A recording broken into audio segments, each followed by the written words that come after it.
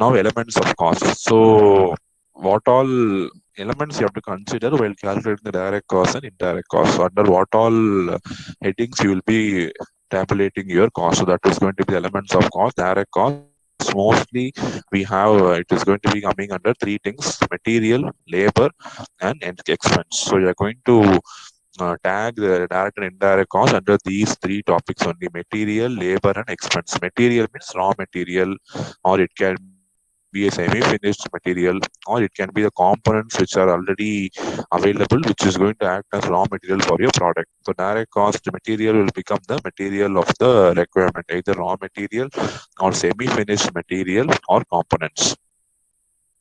Okay, and if you the same material under indirect cost can also, which material cannot be traced as a part of the product. Example: consumable items for maintenance and tools. For example, you have to purchase tools for repairing your machines, right? So those are going to be actually materials, but they will be coming under indirect cost. So only raw materials and inputs which are going to be a part of production process will come under direct cost. Any other material which is going to assist your production is going to come under indirect cost. Okay, example is given here: consumable items for example, wires, tools, all these will come under indirect cost. Now labor. So labor, how much manpower is working for you to produce the product, so you have to pay for them. So actual production, how much manpower is involved, for example, welder, turner, fitter.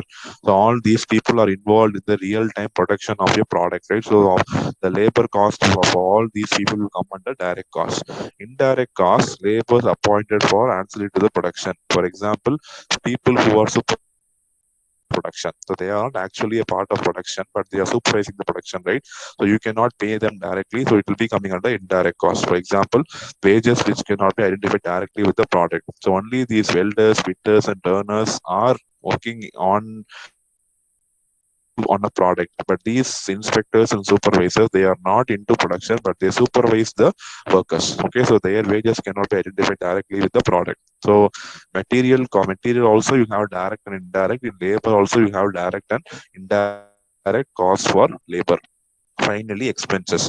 The expenses other than direct material, direct labor. So those are going to be coming under expenses. For example, jigs and fixtures, all these things are going to be direct cost. Whereas indirect cost, expense other than indirect material, for example, rent of your building, insurance of your building, medical welfare of the employees in your organization. So all these are going to be considered as indirect benefit or indirect expense, going to come under indirect expense. So broadly, we classify cost into direct and indirect cost.